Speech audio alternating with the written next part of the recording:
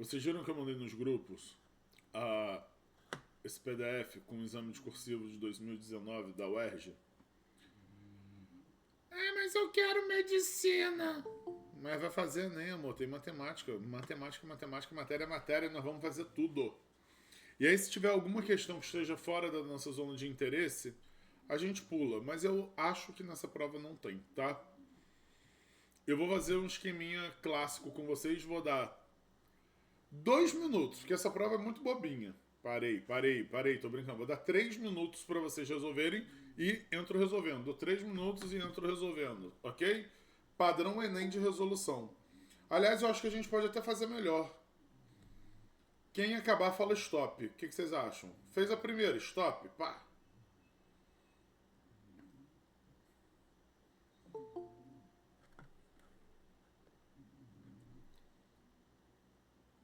Tô botando o cronômetro aqui, hein? Agora 2 minutos e meio, hein?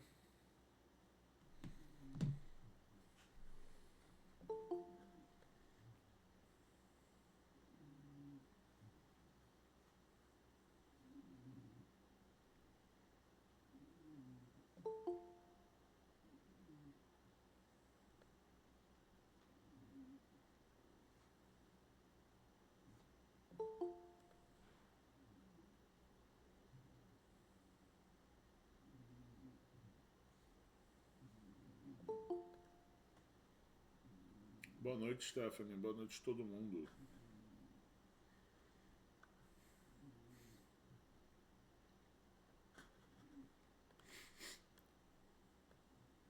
Deixa eu fixar para todo mundo.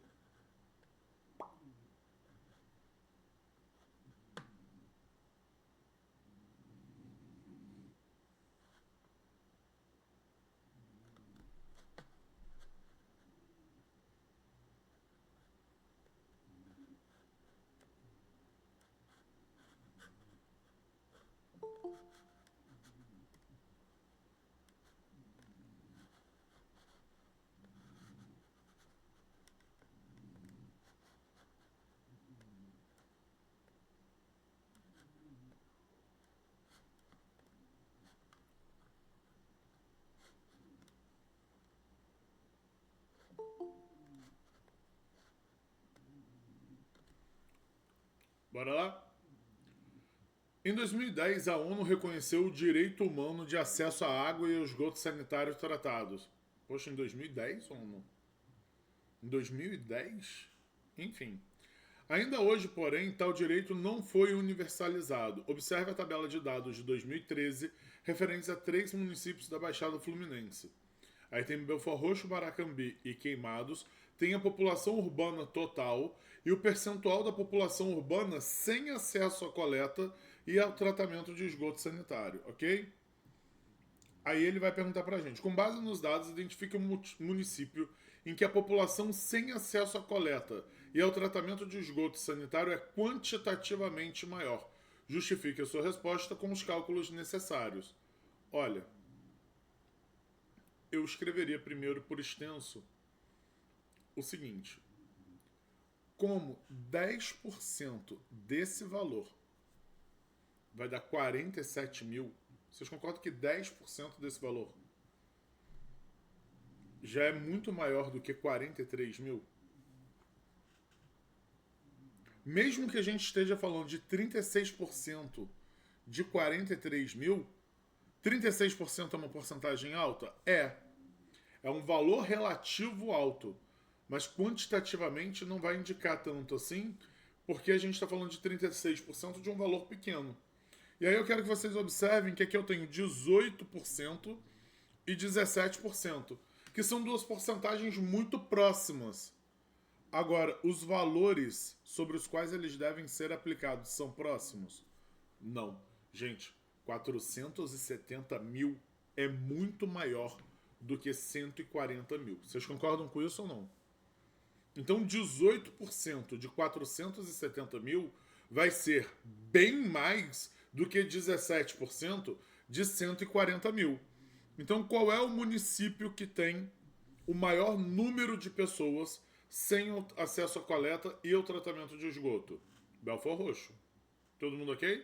E aí ele perguntou qual é a quantidade de pessoas. Vamos lá? Qual é a quantidade de pessoas? Ó, com base...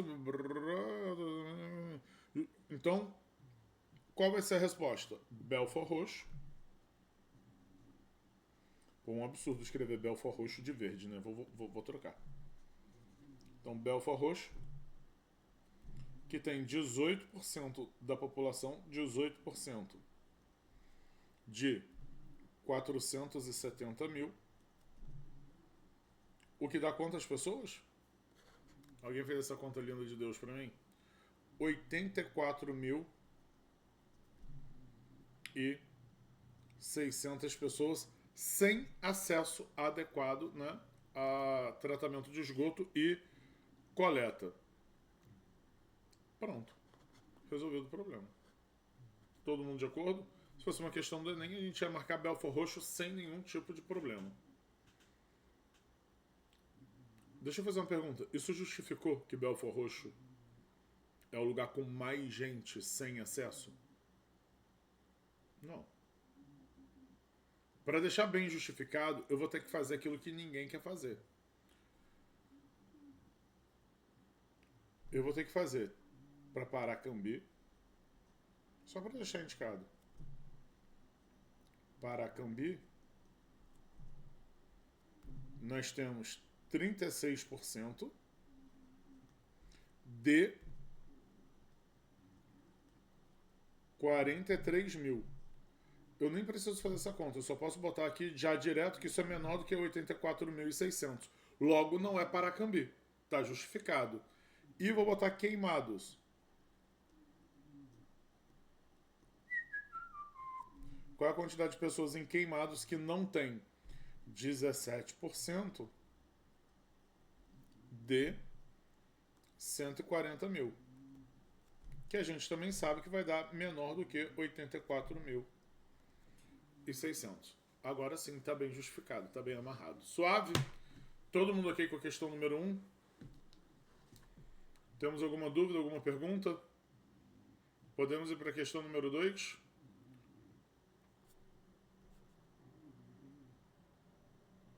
Minha gente, contando em 3 minutos.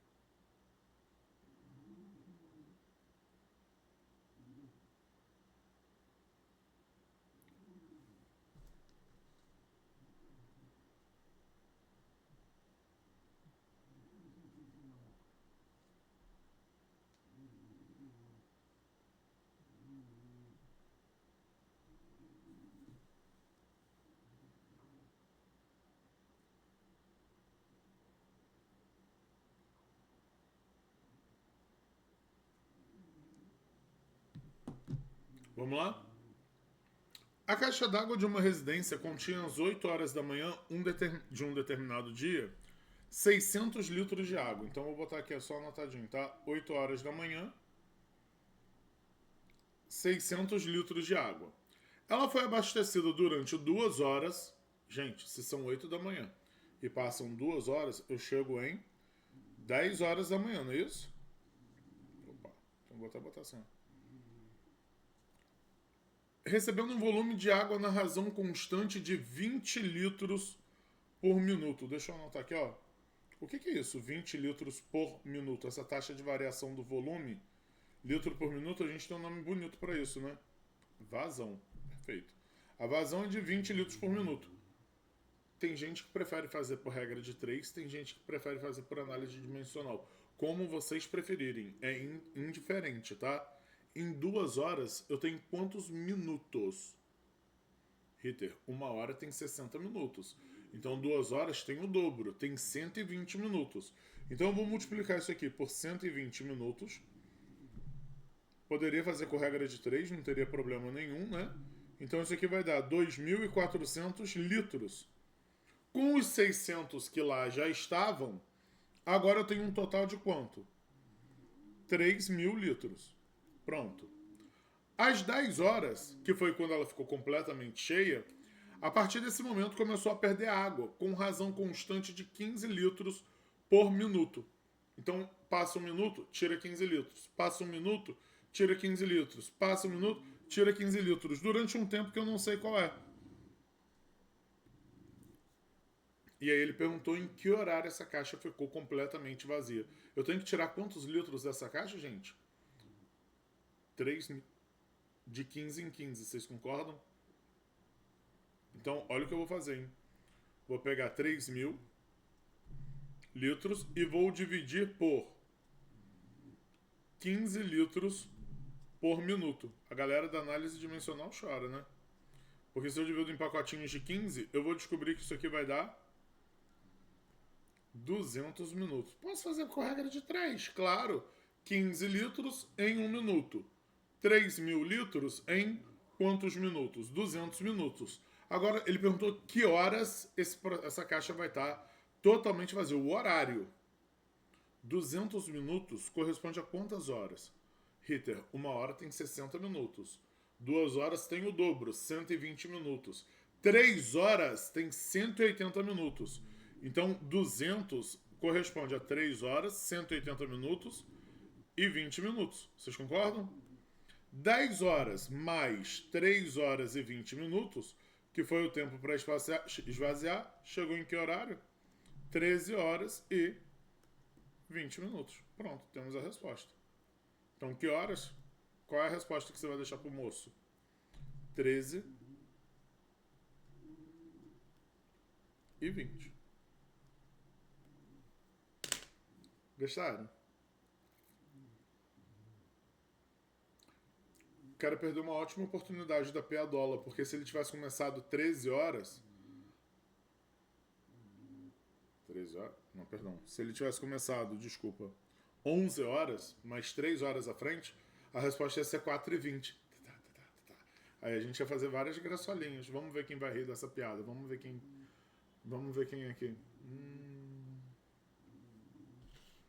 Todo mundo bem, gente? Todo mundo ok com essa questão número 2? A discursiva de biologia é assim também? A1 e A2? Ih, começou a choradeira. Ué, tava rindo até agora. Vamos lá, vou contar aqui, ó, 3 minutinhos. Mais uma vez no meu cronômetro, hein? Restaurar, comecei.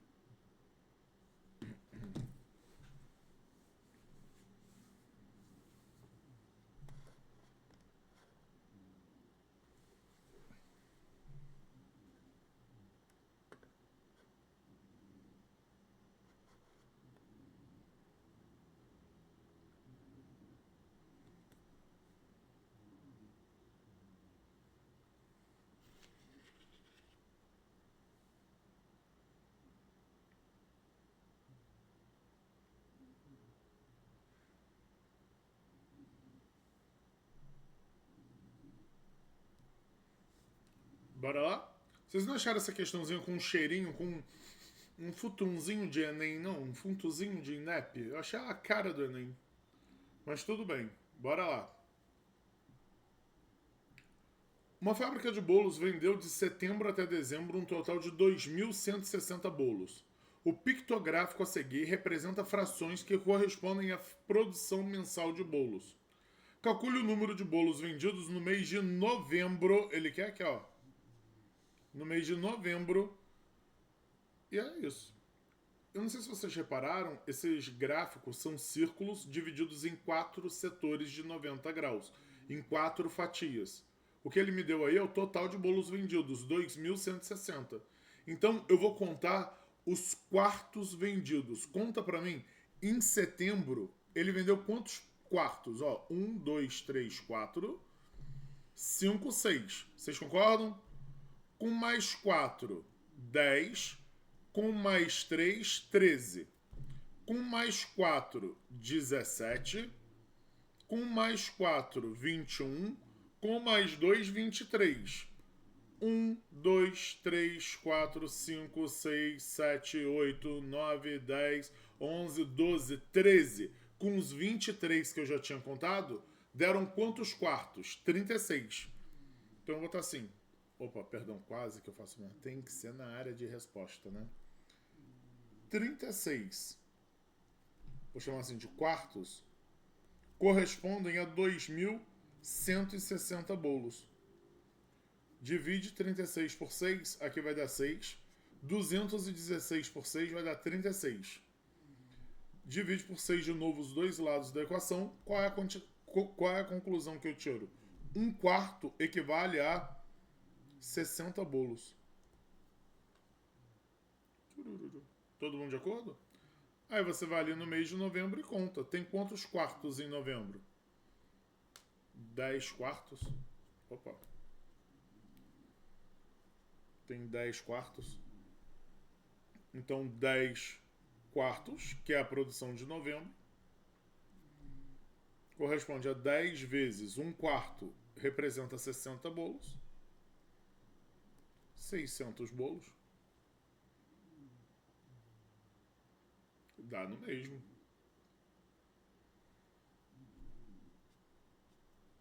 Todo mundo ok? Eu poderia ter feito, ó, conta os bolos inteiros. Ó, 1, 2, 3, 4, 5, 6, 7. Só que eu ia ficar com uma preguiça, porque depois eu ia ter que somar mais meio, mais 3/4. Eu ia ter que somar frações, sacaram? Aí eu preferi fazer com os quartos. Suave, minha gente? Todo mundo ok? Então, questão anterior, se fosse desmarcar, certamente seria o quê? B de bolo. Né? Vamos lá, aqueles 3 minutinhos. Começou. Vai.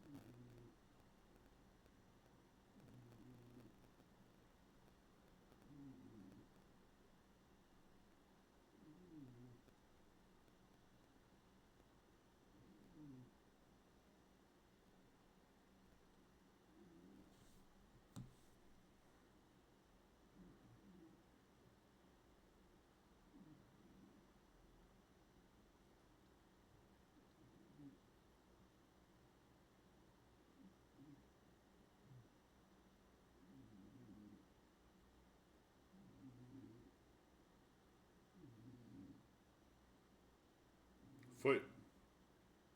Até passou. B de barril. Questão de marcar.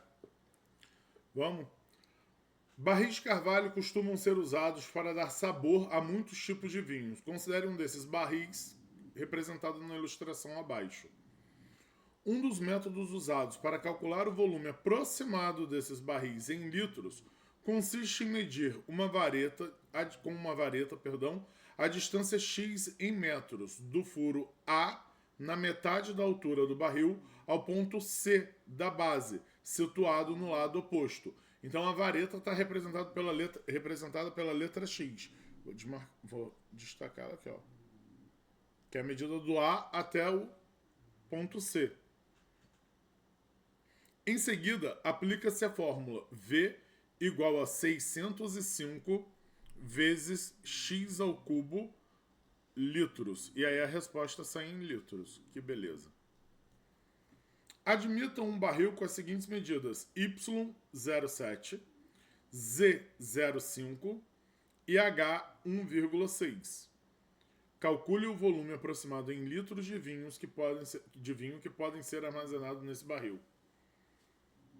O que vocês fizeram para calcular o X? Porque para dar o volume, eu já até destaquei a fórmula aqui, né? Eu preciso do X. Ele gentilmente já falou para mim que esse ponto A... Então, esse ponto A está marcado na metade da altura. Então, se a altura toda vale 1,6 metros, metade da altura vai valer 0,8. Vocês estão de acordo? Aí eu pensei em fechar um triângulo retângulo, que eu vou até marcar o último cateto aqui, ó, de verde. Mas olha a pergunta. O verde vale Z? Não. O verde é a diagonal da base, diâmetro da base, perdão, desse barril, mais um pedacito X aqui para fora. Todo mundo está de acordo com isso?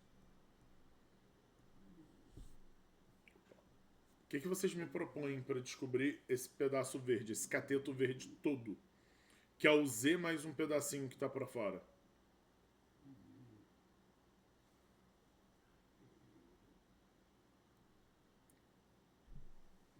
Perfeito.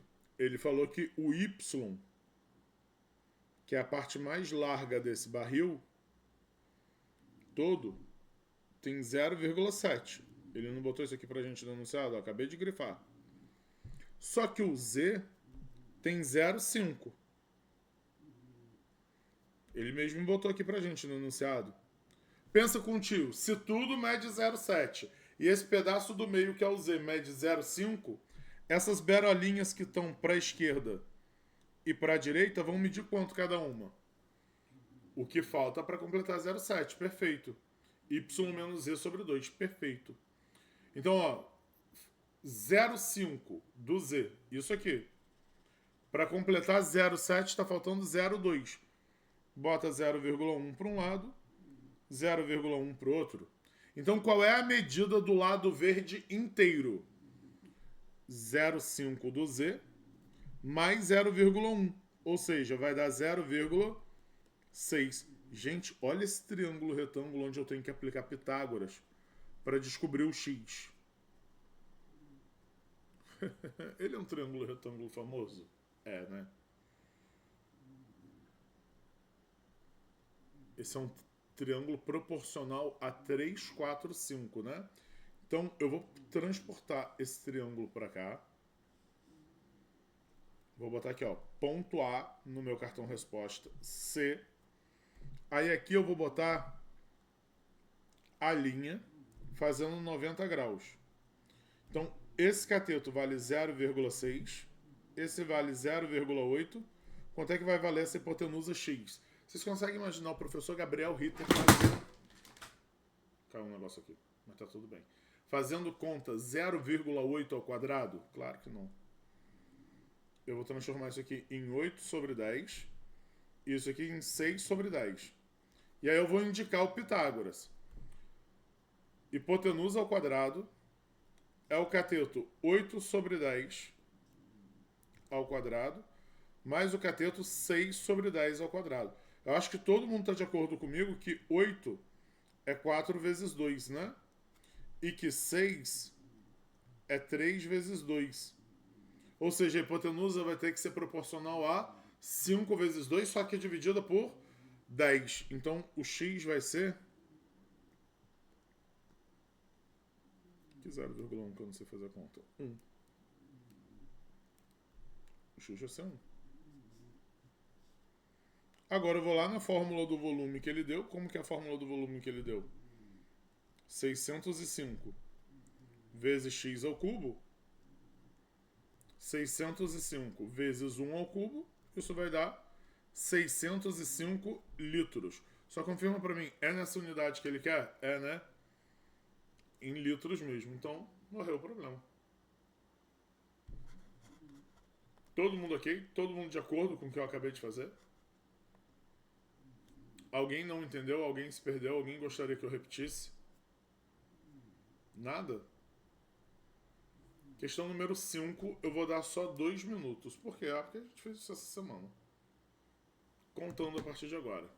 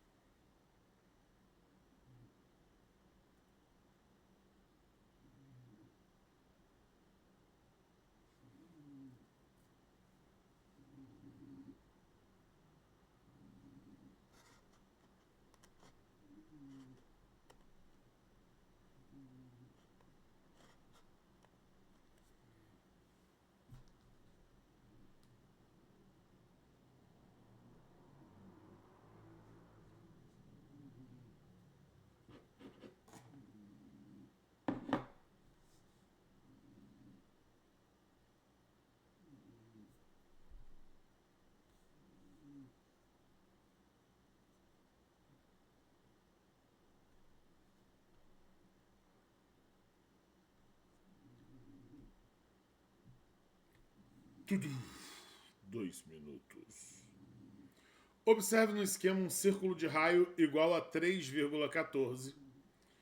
Seu maior arco AB correspondente ao ângulo central alfa tem comprimento 15,7. Vou pegar aqui um rosa. Ó.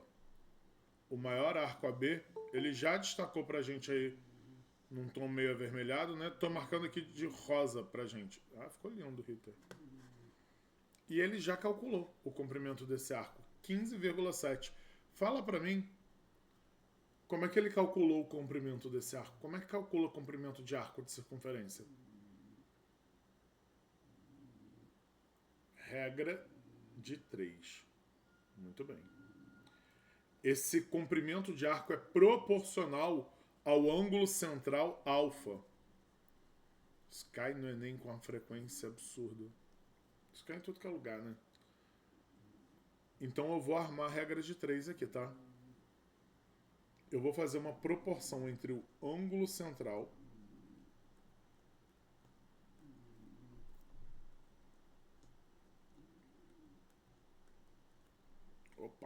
e o comprimento do arco. Ritter, quando o ângulo central for de 360 graus, se o ângulo central for de 360 graus, ele vai enxergar um arco que mede quanto? 2πr. Todo mundo está de acordo com isso? Então, o comprimento do arco proporcional a 360 graus vai ser 2πr. Qual é o raio que ele deu ali? 3,14. Vocês viram que ele tentou meter um raio aí com o valor do π para me confundir? Qual é o comprimento do arco que ele deu? 15,7, que vai ser proporcional a um ângulo central alfa. Agora, 3,14 e 15,7 dá para simplificar, vocês concordam?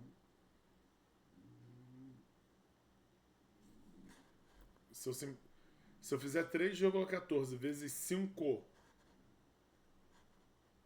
vai dar exatamente 15,7. Então eu vou cortar aqui 5. Então quem é o alfa?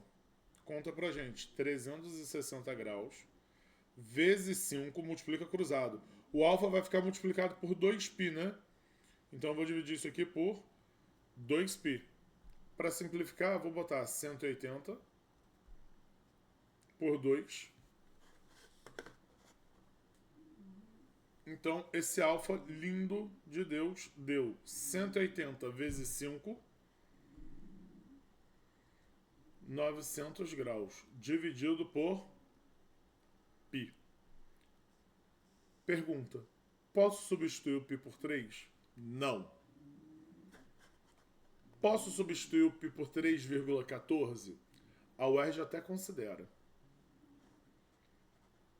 Precisa? Não. E se ele não deu no enunciado, a gente não vai forçar a barra, ok? Deixa a resposta linda assim, ó, 900 sobre π. Vocês não acharam bonito assim? Não, né? Tá resolvido? Todo mundo entendeu o que eu fiz? Eu substituiria na hora da prova por 3,14? Não teria essa coragem. Só se tivesse escrito no enunciado ou se tivesse qual deixa no enunciado que eu substituiria por 3,14. Aproximadamente, em torno de, ou algum sinônimo aí, ou algum equivalente. Tudo bem?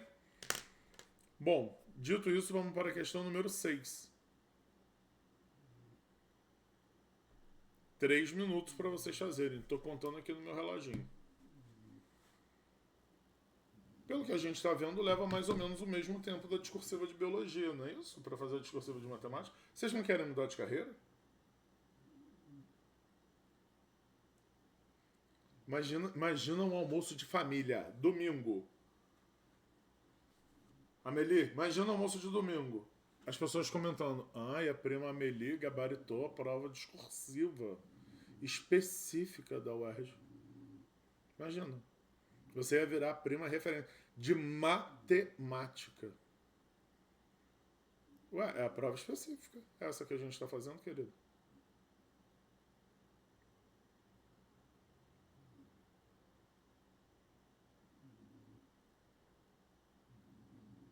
Você vira o rainho, o rei e a rainha. Eu ia falar o rainho, né? Você vira o rei e a rainha dos primos. Você vai ser referência na família, imagina.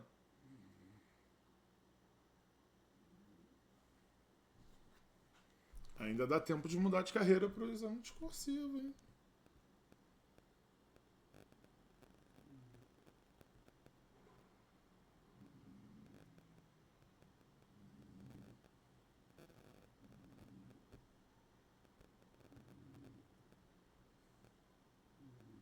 Qual o problema? Meus primos estudam no ITA, Rita.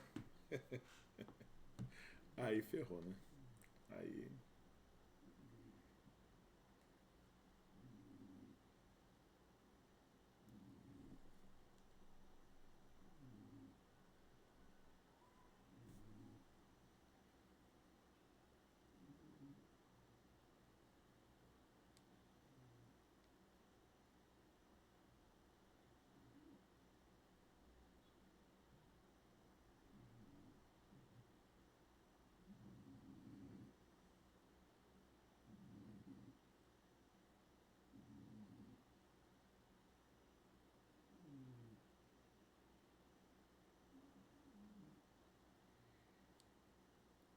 Ortogonais é no mesmo plano, Rita?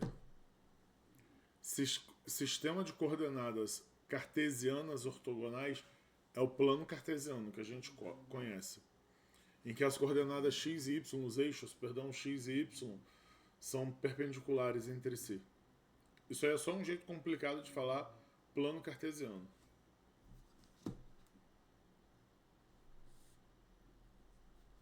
Nada?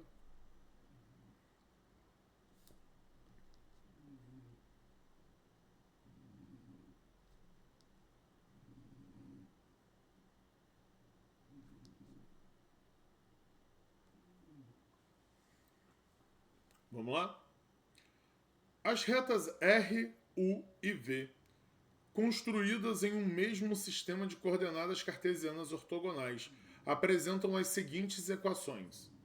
Ele deu as equações aí no que a gente chama de forma geral, que é sem o y isolado. Vocês repararam que ele botaram o x e o y do lado esquerdo e do lado direito só tem um termo independente, um número? Isso é o que a gente chama de forma geral da reta. Se eu quiser no padrão ax mais b, é só isolar o y, não faz a menor diferença, tá? Determine se as três retas são concorrentes em um único ponto. Lembrando que, ó, sistema de coordenadas cartesianas ortogonais nada mais é do que o plano cartesiano que a gente já conhece, tá? Então deixa eu botar aqui, ó, eixo y, eixo x. Quando ele pergunta se as três retas são concorrentes no mesmo ponto, gente, eu não estou dizendo que esses são os gráficos não, tá? Eu estou fazendo três gráficos genéricos. Três gráficos quaisquer, tá? Essas três retas aqui, elas se cruzam no mesmo ponto? Do jeito que está aqui, não. E do jeito que está aqui? Sim. O que significa isso? Se cruzar num mesmo ponto. Existe uma coordenada x. E existe uma coordenada y que atende as três simultaneamente. Que serve nas três retas. E aí ele perguntou, essas três retas concorrem no mesmo ponto? Qual é a minha sugestão para esse tipo de problema? Você encontra o ponto de interseção de duas delas. Por exemplo, da vermelha e da azul. Vou dizer que a vermelha é a primeira. Não é o gráfico que eu desenhei, tá, gente? E que a azul é a segunda. Encontro o ponto de interseção. Vocês concordam que se essas duas se cruzam num determinado ponto, para as três se cruzarem, a verde também tem que passar nesse ponto? Aí eu vou pegar a solução que eu encontrar para o sistema vermelho-azul e vou jogar na verde e vou ver se funciona na verde. Se funcionar na verde também, é porque as três retas passam naquele ponto. Então, botando isso na prática, tá? Equação da reta azul. 4x menos 3y igual a 20. Equação da reta vermelha. 2x mais 3y igual a 28. O que vocês me sugerem fazer para resolver esse sistema? Vou somar as duas equações, né? Porque se eu somar as duas equações, o 3x já anula... Perdão, o menos 3y já anula o mais 3y. Pode multiplicar por 2 também a segunda, não tem problema nenhum. Mas vamos lá, somando, o que eu vou encontrar? 6x menos 3y com 3y vão se anular. E lá do outro lado vai ficar 20 mais 28, que é 48. Então daqui a gente vai tirar que o x igual a 8 é a coordenada x do ponto de encontro da reta vermelha com a reta azul. Agora encontra a coordenada y. Substitui a coordenada x em qualquer uma das duas equações. 2 vezes 8 mais 3 vezes y igual a 28. Então 3y, jogo 2 vezes 8, que é 16, para o segundo membro negativo aqui, ó. 28 menos 16 vai dar quanto essa brincadeira? 12. E a conclusão que eu tiro é que o y é igual a 4. Então, gente, qual é o ponto de encontro? Vou chamar de ponto P, tá? Qual é o ponto P de encontro dessas duas retas? É o ponto em que x vale 8 e o y vale 4. Aí a pergunta é, a reta verde 3x mais y igual a 27 passa por esse ponto? Testa. Substitui o x por 8 e substitui o y por 4. 3 vezes 8, 24. Mais 4, 28. 28 é igual a 27? Não. Ou seja, o ponto 8 e 4 não funcionou naquela reta. O que significa isso na prática, se não funcionou naquela reta? A reta verde não passa por aquele ponto. Logo, as três retas não se cruzam. Aí você vai escrever isso bonitinho para o examinador. As três retas não se cruzam, pois o ponto de interseção da reta R e U que é o que a gente fez primeiro, o ponto de interseção das retas R e U não atendem às condições da reta verde. A reta verde não passa pelo ponto de interseção das retas R e U. Foi? Todo mundo bem? Todo mundo ok? Todo mundo entendeu o que eu fiz? Ficou alguma dúvida, alguma pergunta? Nada. Vamos para a questão número 7. Ritter, que figura feia. Que figura feia. Meu Deus. Já vou ligar meu cronômetrozinho aqui para nós. Restaurar 3 minutos contando na tela. Mentira, não tá na tela, não sei botar na tela.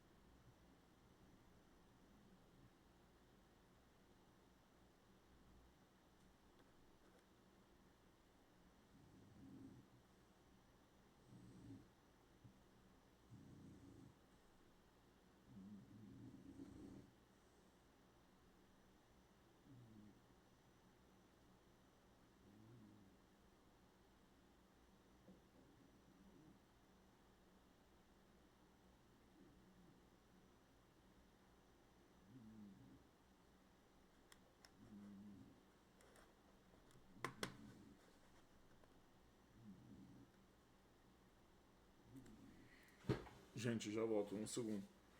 Quem é meu cão lindo? Quem é meu cão gostoso? Meu cão delícia? Eu peço, cão.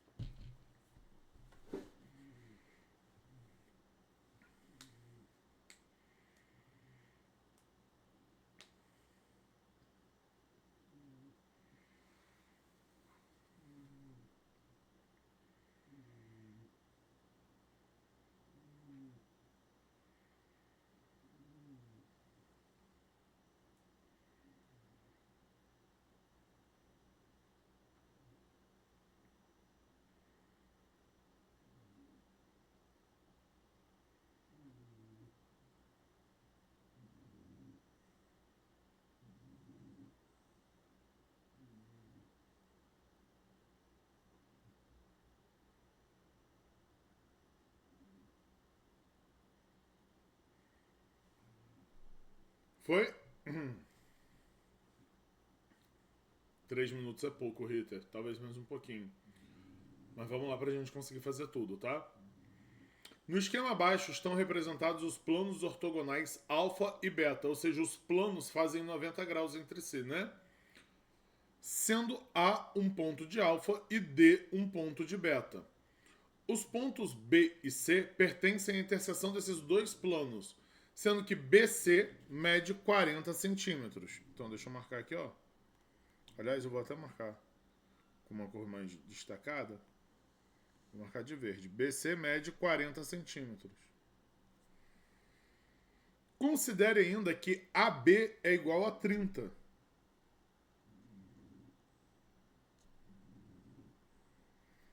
E que CD é igual a 20.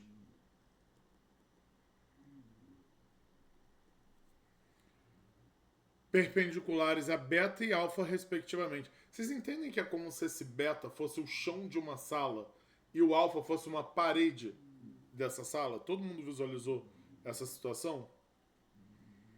Calcule a distância AD. Antes da gente calcular essa distância,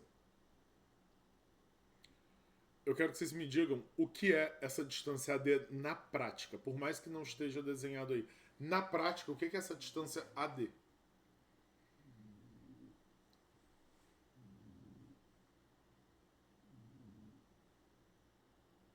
É uma hipotenusa, verdade. É a diagonal de um paralelepípedo. É a diagonal de um prisma reto-retângulo. Vocês estão cobertos de razão. Eu vou só fazer isso aqui, ó.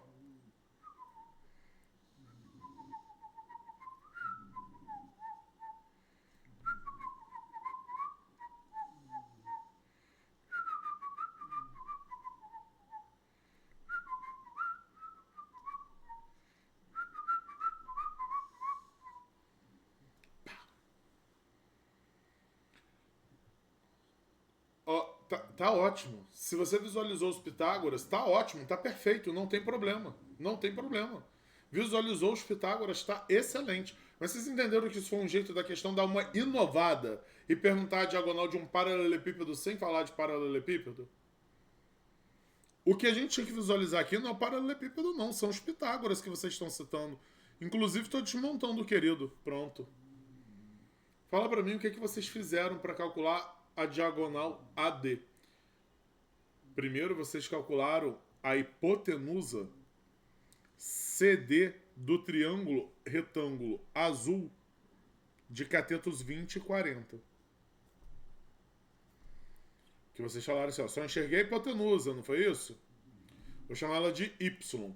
E depois vocês fizeram Pitágoras, que eu vou chamar de vermelho, para calcular o que ele pediu, que é a hipotenusa X.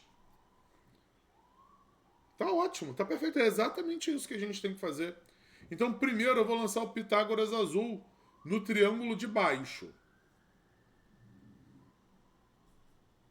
Vamos lá? Pitágoras azul, hipotenusa y ao quadrado, é o cateto 20 ao quadrado, mais o cateto 40 ao quadrado. Ficou claro para todo mundo? Calma, vou ver isso aí que vocês estão falando. Ficou claro para todo mundo esse Pitágoras que eu acabei de fazer? Y ao quadrado, então tá dando 400 mais 1.600. Então quanto é que tá dando y ao quadrado? 2.000. Não precisa tirar a raiz quadrada desse número. Porque na hora que eu lançar o Pitágoras no triângulo vermelho, eu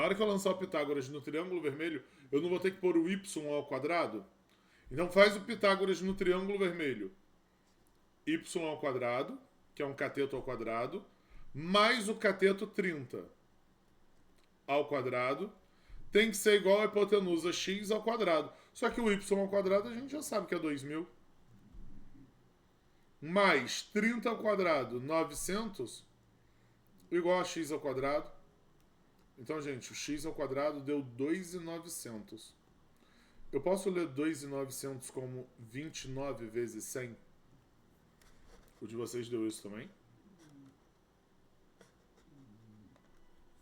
Maravilha. Então, quem é o x? Raiz quadrada de 100, 10. Raiz quadrada de 29 eu vou deixar indicado, porque 29 é primo, né? Então, tudo isso em centímetros. 10 raiz de 29 centímetros. Foi. A questão eram 2 Pitágoras. Minha gente, perdão, deixa eu ver o que vocês estão falando. Semelhança? Que semelhança? Eles não são semelhantes. Para eu ter esse triângulo semelhante, eu preciso provar que os ângulos são iguais. Tem dois ângulos iguais, tem um ângulo de 90 no vermelho e no azul. Tem outro ângulo igual? Não, eles não são triângulos coplanares. Eles não estão no mesmo plano. Um está no chão, que é o azul, e o outro está perpendicular a ele, que é o vermelho.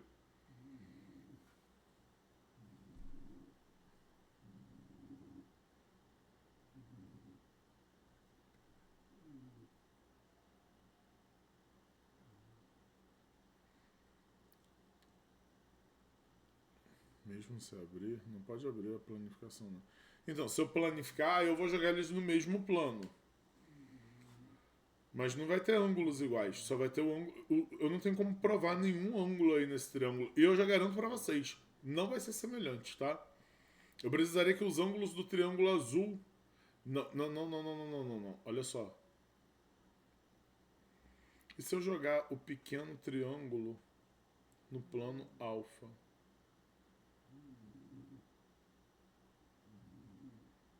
Se eu jogar o pequeno triângulo no plano alfa. Eu não entendi o que você quis dizer com isso. Gente, olha só. Não tem como o que vocês estão me propondo, porque pelo seguinte, ó. Um triângulo tá no chão. O outro... Perdão, aqui eu tenho um chão, aqui eu tenho a parede. O triângulo vermelho, ele tá atravessado aqui, ó. E o outro triângulo tá no chão, tá no plano do chão. Como eles não são coplanares, eu não tenho como marcar ângulos neles. Não, é impossível fazer isso. Impossível, eu sinto muito. Essa foi pior, né? Todo mundo conseguiu entender o que eu fiz? Quem continuar com dúvida, agora nós temos um telefone para dúvidas. A distância AD não é nos planos, né? A distância AD é atravessada, é no meio do ar, entre as paredes. É no meio do ar, exato. Então não tem como relacionar. Parece que está no plano, né? Nos dois planos. Não, não está nos dois planos. Até porque existe uma quebra. Vamos supor que o lado AD vem aqui. Se ele passar para o chão, vai ter uma quebra e ficaria trocado aqui. Não daria para ser uma linha reta, porque se fosse uma linha reta ia furar o plano beta.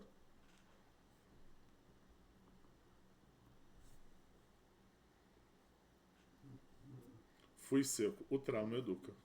Sinto muito, gente. Eu sei que é difícil.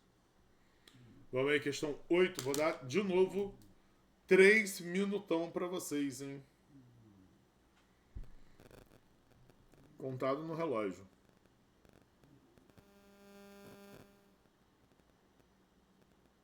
Depois daqui, dá aquele rolê com o cachorrão lindo que eu tenho, meu Deus.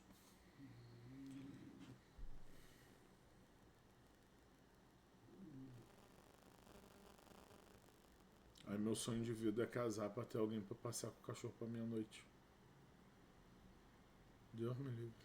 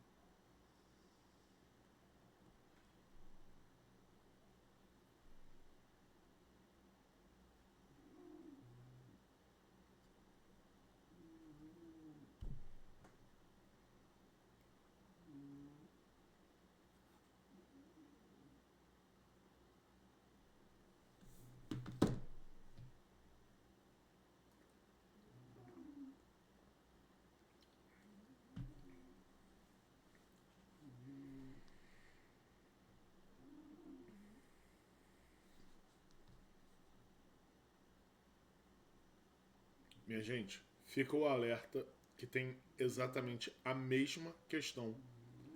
A mesma questão no Enem. Tá? Ah, por que você faz a prova discursiva? Tem muitas questões, eu não sei se vocês concordam, uma média de todas até agora tem muito a carinha do Enem. Todas, que é o que a gente está objetivando nesse momento. Considere as representações abaixo de metade da órbita do planeta Mercúrio em torno do Sol. A distância RM entre o Sol e Mercúrio, ele botou aqui, ó, opa. A distância RM entre o Sol e Mercúrio varia em função do ângulo θ, sendo θ de 0 a 180 graus. Para o cálculo aproximado de RM em milhões de quilômetros, emprega-se a seguinte fórmula. Calcule a distância PA em quilômetros. Gente, a distância PA é a distância desse ponto até esse. Vocês estão de acordo? E a fórmula que ele me deu calcula o quê? O RM, dependendo desse ângulo θ. Como que essa fórmula vai me ajudar a calcular a distância até PA? Calcula dois raios. Um, quando Mercúrio estiver no ponto P, que vai ser esse RM que está aqui. Qual é o ângulo θ neste momento? Qual é o ângulo θ quando Mercúrio estiver em cima do ponto P? O θ é o ângulo perfeito entre o Sol, o A, e o Sol e Mercúrio, né? O ângulo aqui é 180 graus. E calcula também a distância do Sol até Mercúrio quando ele estiver no ponto A. Qual vai ser o ângulo aqui, ó, entre o segmento de reta verde e do Sol até o A? 0. Então vamos lá, hein? Vou calcular primeiro o raio quando o θ for 180, 555 sobre 10 menos 2 vezes cosseno de 180 graus. Aí eu vou lá no círculo trigonométrico e vou perguntar. 180 graus, né? Tá aqui, meia volta. Qual é o cosseno dele? O eixo horizontal é o eixo cosseno. O zero tá aqui. O raio do círculo trigonométrico é 1. Perfeito. Então o cosseno de 180, risca aqui e escreve menos 1. Menos 2 vezes menos 1 vai dar mais 2. Com 10 vai dar 12. Então 555 sobre 12. É o pedacito azul. Agora, vou calcular o RM, né? O raio até Mercúrio, quando ele estiver no ponto A. E aí a gente combinou que vai usar o ângulo igual a 0, não é isso? Então o RM vai ser 555 sobre 10 menos 2. O senhor está na frente, Rita. Quando eu estiver na frente, você me avisa que eu saio, tá? Agora aqui a gente vai ter que colocar cosseno de 0 graus. Vai lá no círculo trigonométrico e pergunta qual é o cosseno de 0.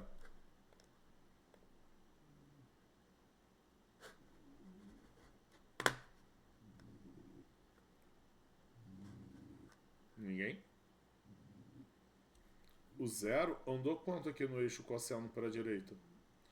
Uma unidade, porque o raio é 1, né? Então o cosseno de 0 é 1. É porque eu fico carente. Se ninguém me responde, eu fico carente. Então isso aqui está dando 555 sobre 8. Então quanto é que dá a distância toda de P até A? Ritter, PA é o azul, 555 sobre 12, mais o verde, 555 sobre 8. Aí vocês vão fazer o MMC. Entre 8 e 12. Eu colocaria a resposta em fração. Ele pediu aproximado? Ou ele pediu o resultado cravado?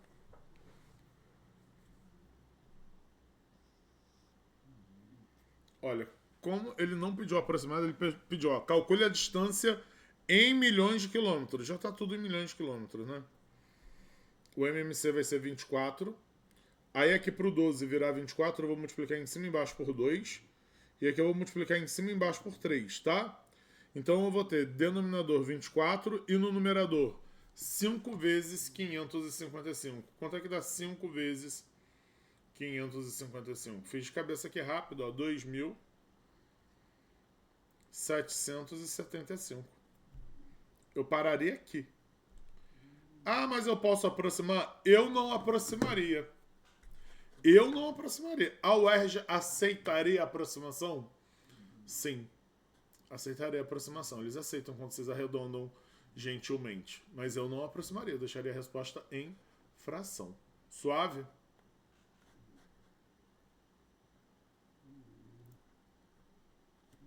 Ele botou aqui no enunciado, ó. Esse ângulo θ, tá vendo, Pedro? Que é o ângulo que esse raio faz com esse segmento que vai do Sol até o A. Aí, faz o seguinte, vai chegando esse raio para cá. Você concorda que esse ângulo aumentou um pouquinho?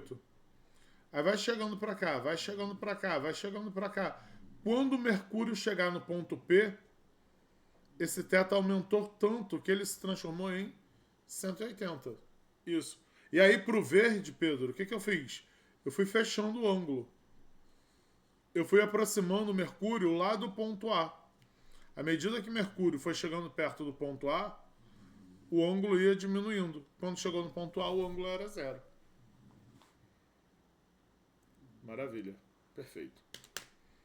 Então vamos à próxima questão. 9 já? Que isso, gente?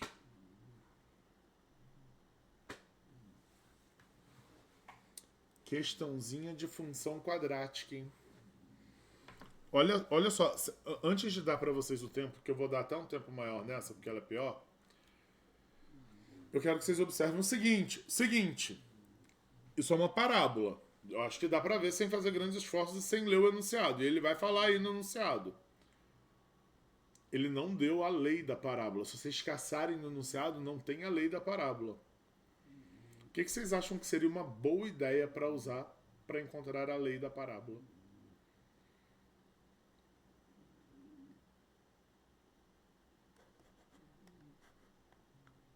Forma fatorada, muito bem. Muito bem. Nem li, mas pode continuar.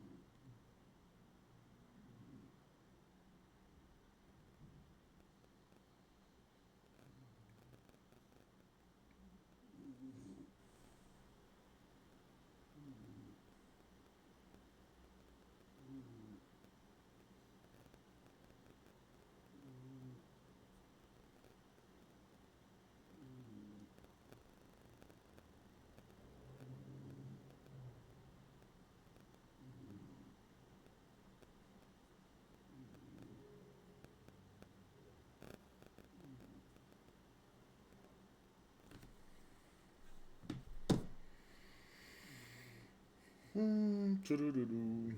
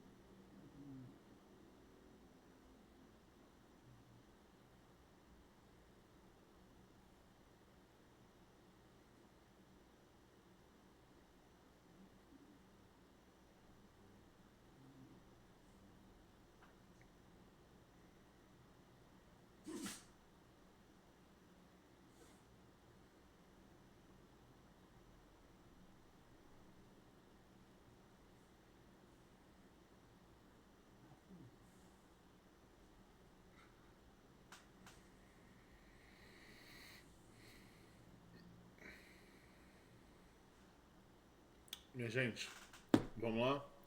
É o seguinte, essa questão tem muito a cara do Enem. E seria uma questão do Enem difícil. Difícil, uma questão difícil, mas que uma questão que a gente teria que acertar. A gente não poderia abrir mão de uma questão como essa de função quadrática. Essa é uma questão que vai diferenciar os candidatos. Ver quem sabe matéria e quem tá chutando bem. Essa é uma daquelas questões que teriam pontuação boa, tá? Eu vou destacar aqui o plano cartesiano. Eixo X, eixo Y. O que ele pediu pra gente calcular? Só para eu deixar destacado. A largura desse rio. Vocês concordam que aqui, ó, tá a origem do plano cartesiano, que é o 0, 0. Se ele quer a largura do rio, ele tá me pedindo a coordenada X do ponto B, que tem a coordenada Y. Deixa eu fazer assim, ó. Igual a... Qual é a coordenada Y do ponto B? Eu vou deixar vocês me dizerem. 1. Então basta eu ir na lei da função e trocar o Y por 1. Que aí eu descubro o valor de X. Mas antes eu preciso da lei da função. E normalmente, para encontrar a lei da função, eu gosto de fazer a forma fatorada. Mas para usar a forma fatorada, eu preciso conhecer as raízes. Eu já sei de graça alguma raiz dessa função? Sei. Qual é a raiz que a gente sabe de graça? 0, que é onde a parábola está cortando o eixo X, né? E a outra raiz da parábola, ó? Onde que a parábola cortaria... Opa, aqui ficou muito reto. O eixo X. Vou chamar de X1. Ou melhor, X2. Eu vou dizer que X1 é 0. E aqui é X2. Olha, ele falou pra gente que a abscissa do ponto C, que é o ponto mais alto, me dá um nome bem bonito pro C, que é o ponto mais alto. Vértice. Esse é o vértice da parábola. Ele falou que o X do vértice, o ponto C, está a 6 metros da origem. E lembra que o vértice fica bem no meio da parábola, bem em cima do eixo de simetria, bem entre as raízes x1 e x2. Vocês lembram que a gente conversou que o x do vértice é uma média aritmética entre as duas raízes, x1 e x2? Isso é bem importante pra gente, hein? Se o x do vértice é 6 e ele fica bem no meio das duas raízes, 0 e x2, que eu ainda não conheço, se eu fizer a conta, eu vou descobrir que x2 vai ser quem? 12. Na verdade, nem precisava fazer a conta, Ritter. Eu sei que o número que fica... Eu sei, perdão, que 6 está bem no meio do caminho entre 0 e 12. Porque se de 0 até 6 mede 6, se eu marcar mais 6, eu chego no 12. Tudo bem, como vocês preferirem. Agora eu tenho as duas raízes. As duas raízes são suficientes para eu dar a lei da função quadrática? Não. Além das duas raízes, eu preciso conhecer um terceiro ponto. Eu conheço um terceiro ponto qualquer nessa questão? Sim, que é justamente o C, que é justamente o vértice. O x dele vale 6. E qual é o y para esse C? Qual é a altura dele? Cuidado, hein? 1,8. Então vamos lá. Primeiro, como que é a história da forma fatorada da função quadrática? A função y é a que multiplica x menos x1, que é uma das raízes, que multiplica x menos x2, que é outra raiz. Eu vou trocar x1 por 0 e vou trocar x2, que é a segunda raiz, por 12. Todo mundo de acordo com isso na figura? Estou melhorando um pouquinho a equação, hein? Y é igual a x menos 0, x menos 12, a gente deixa indicado. Vocês concordam com o tio que isso está quase pronto? Só está faltando o A. E é por isso que eu tenho o ponto C, para a gente substituir as coordenadas dele aqui, ó. Então eu vou botar assim, substituindo as coordenadas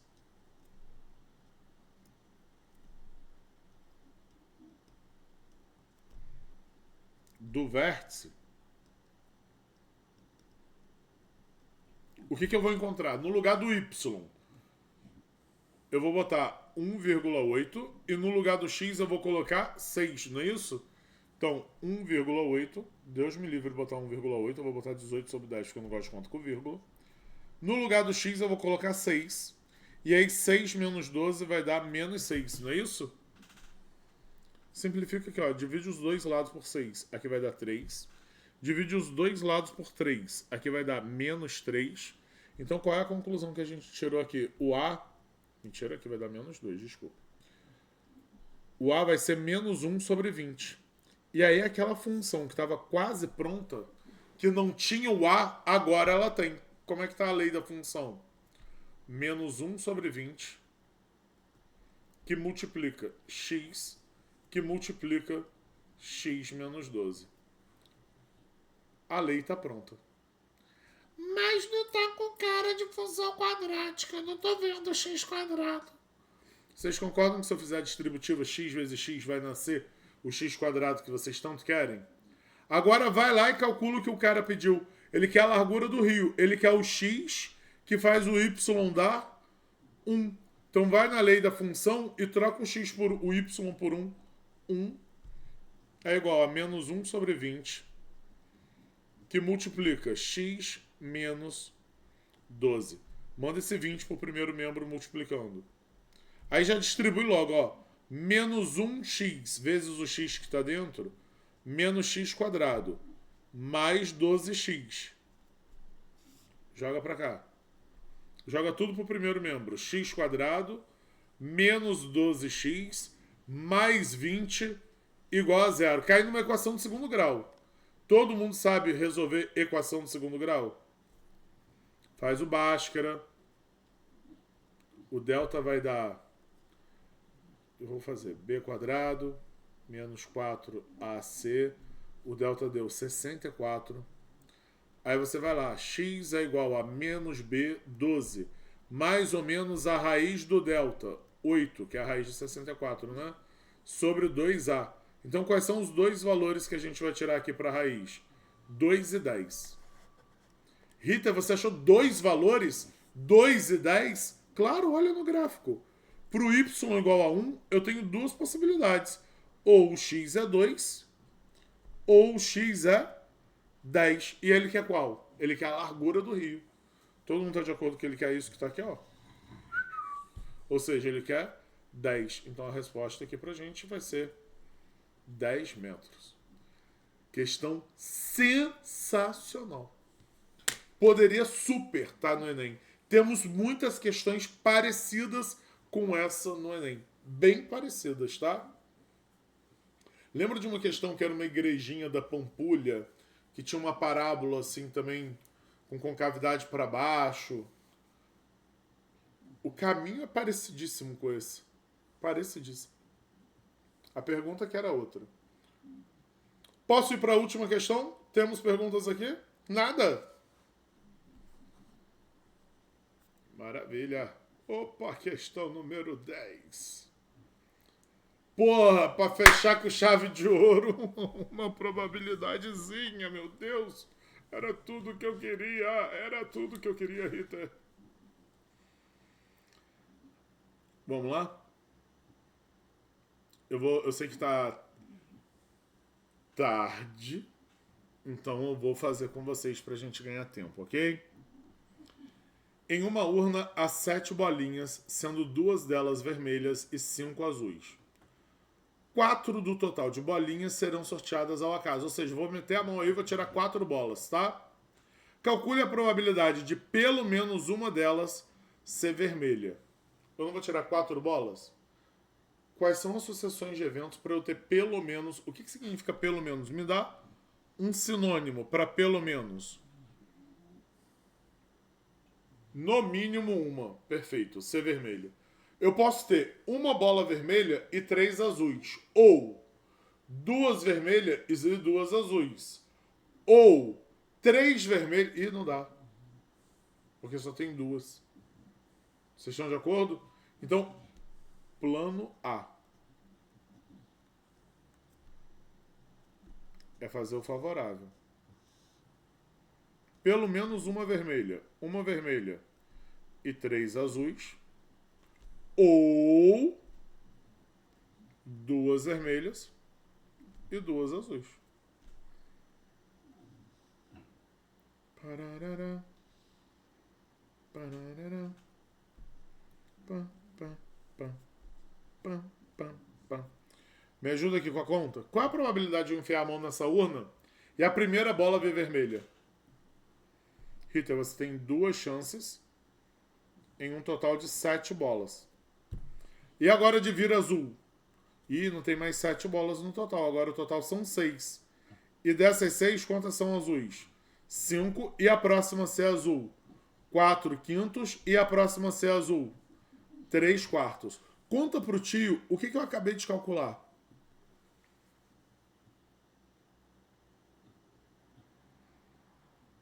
Eu acabei de calcular a probabilidade da primeira bola ser vermelha e as últimas 3 serem azuis. Essa é a única ordenação que me interessa para esses 4 eventos? Não. Então vai ter que fazer todos os casos. Claro que não, dá muita preguiça. Eu vou fazer só esse e vou multiplicar pelo número de casos. Quantas ordenações a gente tem para esses 4 eventos? 4 fatorial, com repetição de 3 eventos, sair bola azul, ok? Ou, agora tira 2 vermelhas. Probabilidade da primeira ser vermelha, 2 sétimos. Da segunda ser vermelha, 1 sexto. Agora vir bola azul, 100% de vir bola azul, né? 5 chances em 5 e 4 em 4. Isso é a probabilidade desses 4 eventos ocorrerem nessa ordem. É a única ordem que me interessa? Permuta esses 4 eventos. Permutação de 4, com repetição de 2 eventos, bola vermelha e bola azul. Ah, mas a ordem não importa. É justamente por a ordem não importar que o evento se torna mais provável. Vocês concordam? Maravilha. Alguma criança simpática quer me dizer quanto que vai dar essa resposta? Eu vou dar essa resposta para vocês. Isso vai dar 6 sobre 7. Foi? Como é que você sabe isso? Olhei o gabarito. Plano B. Normalmente, eu disse sempre? Não, eu disse normalmente. Isso aqui é gatilho para eu fazer o quê?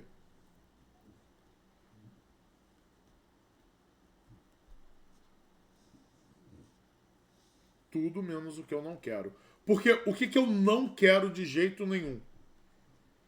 as 4 bolas azuis. Tem que ter pelo menos uma vermelha. Isso aqui eu não quero. Isso aqui é o que a gente chama de evento complementar.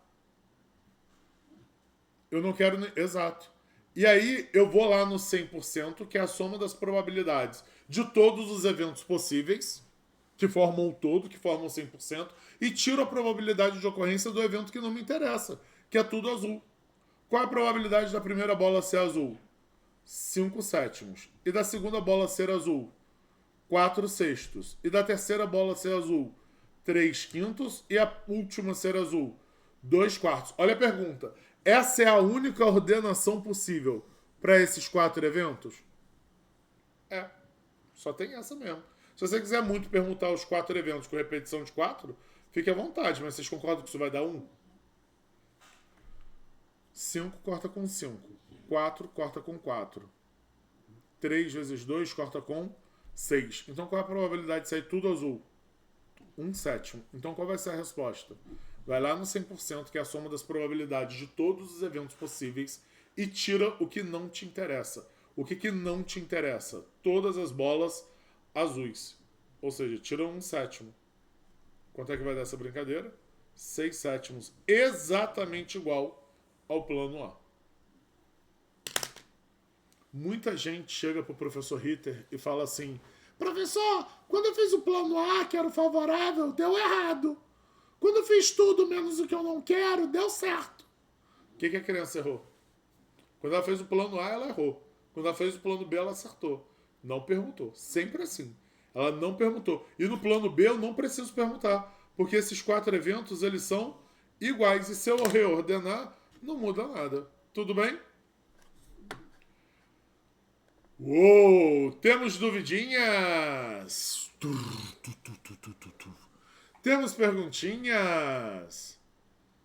Nadinha.